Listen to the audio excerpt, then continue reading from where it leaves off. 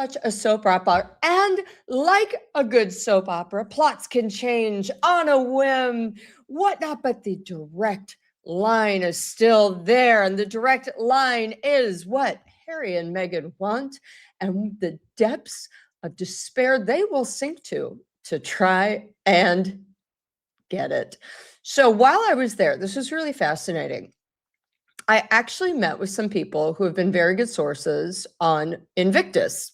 And before we do that, let me just give you the rundown because we got a lot to get through today. All right. We've got Invictus is now Harry and Meghan. They are going to be using it for reputational whitewash. However, this is where it gets really dodgy, you guys. We're going to go again into the finances, again into what they are doing or trying to do. And oh boy, I did hear from someone that this is a make or break trip for Harry and Invictus. And by that, I mean, he's got a lot of money to raise. And you know who doesn't like hysterical, weird, back and forth flip-flopping behavior? Big corporations. They also don't like being tied to somebody with not just hysterical behavior, but with plummeting rates of popularity, right? We all know it. It's people call it, you've been Markled. I'm not so sure about that. I'm just going to say the Sussexed. You've been Sussexed. You know, I don't like to, at this point, I don't like to just whip out one person when they're both acting like 2-year-old tantrum throwing children. All right. My God, they've really lost the plot. So anyway, they really have a lot to do this week. We will get into that. However, they've also done some insanely duplicitous behavior, which is, you know, causing havoc, not just with his family, but with their staff. You know, because it's not just their reputations they're burning down, it's everyone around them. Anyone who stands up for them gets it right in the ear. You know what I mean? It's insane. So I also have some good information on what's happening with Archie and Lily and the Daily Mail court case that's going to be decided on Tuesday. And who's going to foot the bill? And also, a long-standing friendship that may or may not be in tatters. So let's do this, shall we? Because I just want to say there were a lot of people who are like, oh my God, look, they said they're not coming. You were fooled. Oh, please calm down, everyone. All right. First of all, again, this is a soap opera. And let's look at the major storylines. The major storylines is they have to come 100%. Their reputations are in tatters. Their popularity is in the toilet. The only way they can salvage anything is through charity. And by that, I mean Invictus, which is insane because Invictus has now become only about Harry and now Meghan, not about any actual veteran or somebody who might actually need their help. It is so cynical. It's the height of cynicism to use veterans, to use something that no one can say nay about because we all love and support veterans, don't we? I sure as hell do. And so they are now saying, well, if you attack Invictus, you're attacking veterans, not us. Look at them. It's all baloney. They are literally using veterans to burnish their reputation. And then, yeah, we're going to get into this whole horrificness that Tom Sykes pointed out. And God bless Tom. Y'all know I love him. Lobsters.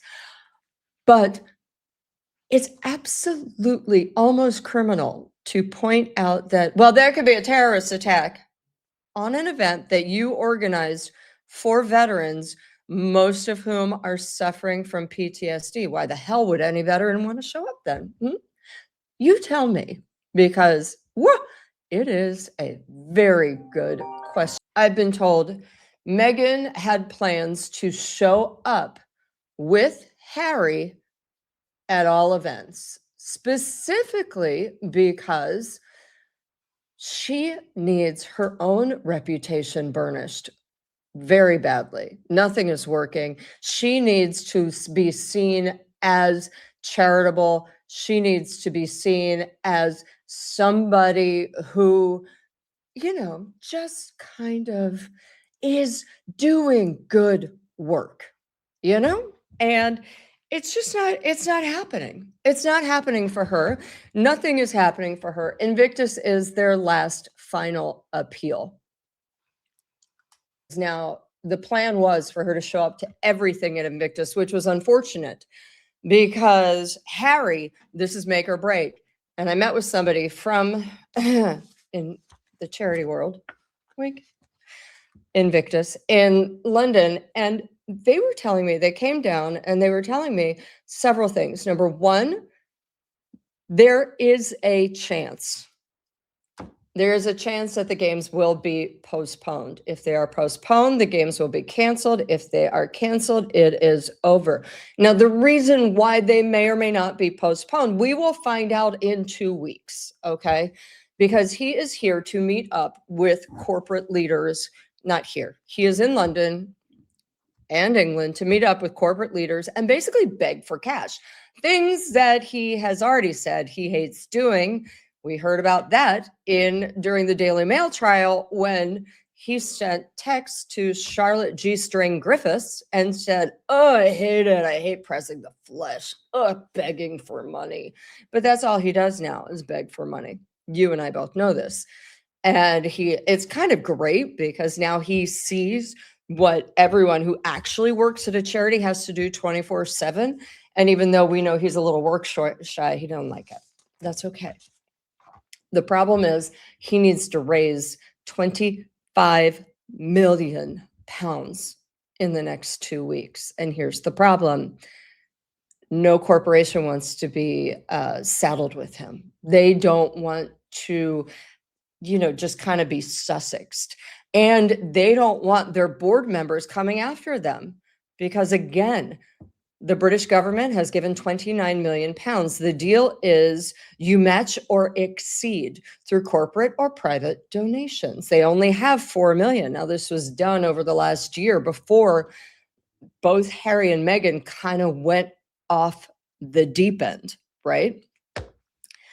So they're coming over. He's going to beg. Now, 25 million, I don't know if you know this, it's pretty damn hard to raise. It's also pretty hard to raise in an atmosphere like England, where once again, they're getting another prime minister, where once again, a bunch of people are out of jobs. And by that, I mean people like Yvette Cooper, Shabana Mahmood, his backers are going to be out of jobs. And people are already furious, really mad about the $29 million of taxpayer money that are given to the Invictus Games, where only around 500 people are expected to compete. It's a lot of money. It's ridiculous. Okay. We could do it for, I don't know, 2 million, which is what the Department of Defense Warrior Games does. He has to go. And the other problem is, again, it's like Sophie Chandaka said with Bali when she had to have that rough discussion with Harry. Hey, people really don't like Meghan. And he was like, that's ridiculous. And then she said, your brand is suffering. That's ridiculous. She's ridiculous. She must be fired. And then, of course, he tried to fire her. He couldn't. He left. She's now, well, not she. Bali is now suing for defamation. But the problem is, Meghan is so disliked in England. She's even more disliked in England than perhaps, that's my daddy again. Sorry, guys. Yeah, daddy's not going to stop. He's like that. Anyway, the point is, he cannot, I lost my train of thought, poor daddy. Anyway, the point is, it ain't happening. They are not liked, and they have a big problem. Their big problem is people like Melanie Poole quitting the OBE. She was brought on to see the games through. She left after only a series of months. And right now they are understaffed. They are ill-equipped. And frankly, if they don't raise the money, there is a very good chance nobody with any reputation wants to work with them at all anymore. Huge freaking problem. Now, the other issue is the flip-flopping. We're coming. We're not coming. Oh my God. But this has also affected Invictus because then Harry had the balls with a Z to, I'm so sorry about the F-bomb, you guys. So sorry. We'll move on. Harry had the balls with a Z to come out and basically say, this was my absolute favorite, that, the insinuation that terrorists will attack him and Meghan at Invictus or any Invictus things, okay? First of all, number one, he put out his own report. I don't know if we can trust anything from Harry or Meghan right now. Do you know what I mean? They say what they want. It's Peter who cried wolf. Wolf, wolf, wolf, wolf. And everyone's like, enough already. Unfortunately, when a wolf finally does appear, it's going to be like, ugh, there we go. But it's insane. They have this thing where Harry has been raised his entire life to believe just because he says something, everyone needs to believe him. And even if it's not true, but he deludes himself into thinking it is true. Now, meanwhile, he's coming up and saying, oh my God, oh, okay, there might be a terrorist attack. It's absolutely effing disgraceful, you guys, that he would say this. And let me tell you exactly why it's disgraceful, because he's going to need people to stand up on a stage with him. He's going to need warriors. He's going to need veterans to stand up. These people have PTSD. And yet he is then giving them PTSD because of this. A former officer of the British Army coming out and basically threatening a terrorist attack will happen and terrorizing the actual people he wants to help. Yeah, I don't know about you, but it's absolutely disgusting.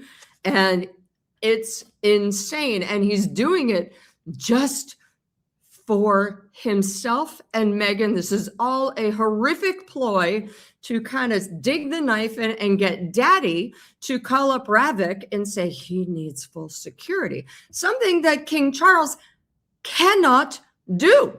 This is not possible. King Charles has already said, I won't do it. It's not happening. I can't do it. Knock it off. And the government won't do it now because guess what? The public is not supportive. And that is what all this flip-flop BS was about. I'm coming. They had their poor, downtrodden PR guy, Liam McGuire, the guy who I used to loathe, but now I just feel bad for. The guy who would threaten me. I've got so many emails, you guys, threatening me. Oh my God, you're wrong. I'm going to sue you. Oh, blah, blah. And I'm like, you can't sue if something's true, bud. Also, BT Dubs, did you know the difference between UK and USA and their libel laws? You don't, turd bird. Now I'm feeling bad for him because, he drank the Kool-Aid and frankly, he's got bills to pay. And he has to believe his bosses. That is what PR people do. However, at this point, I think he's banging his head against the wall and no Advil or Aleve is going to cure this. You know what I mean? This poor guy, he sends out the release. This is what exactly is happening. Yes, Meghan and the children are coming. Then Harry says, no, we're not because of this. We all know this, right? I've gotten many comments, Paula, you're wrong. I am not wrong. This is yet another chapter in the days of our soporific lives This is what these guys, I mean, at this point, I think Harry's gone full method Montecito insurance. Who knows? He didn't buy insurance for the Invictus warrior like Scott Snow, who got hurt in the Dusseldorf games and is now thousands of pounds in the hole and can't afford to have rehab, can he? Because Canada paid for his back and neck surgery, but didn't pay for the rehab. By the way, the GoFundMe is live. Thank you all. Anyone who has contributed to Scott Snow, I appreciate you. And Scott appreciates you. And yeah, so who knows? If I know that the government will likely have insurance, and if the Invictus Games have to be pulled, it'll be insurance, it'll be a write-off. But there we go. This is so exciting, this trip. It's going to be an amazing week. Again, the Daily Mail will be put down. And, you know, Harry had 14 claims against the Daily Mail. 14. All of which were disproven. He's now being called a complete liar. And because of all the stuff, I never met Charlotte Griffiths, who he, you know, of course he met. Not only did he meet, but they were friendly. And, you know, it's weird. It's weird to have to deal with a guy who, for once in his life, when he says something, he's not protected anymore and people can call you out. You know, it's what happens when you leave the palace walls. There are pros and cons. The pros was he got about a year or two living like a king in Montecito until he and Meghan's personality flipped everyone off and they all ran screaming. The cons are, well, look at this, isn't it? All right, you guys, like, subscribe, hype, whatever. I adore you. Thank you so much. And again, thank you for putting up with, once again, well, daddy calling. I can't help that. I really can't. I don't know how to get it off my computer, but also putting up with the microphone and whatnot. I really adore you and I appreciate you. I will see you later this week. And of course, I'll fill you in on the updates from the Daily Mail. Okay, bye.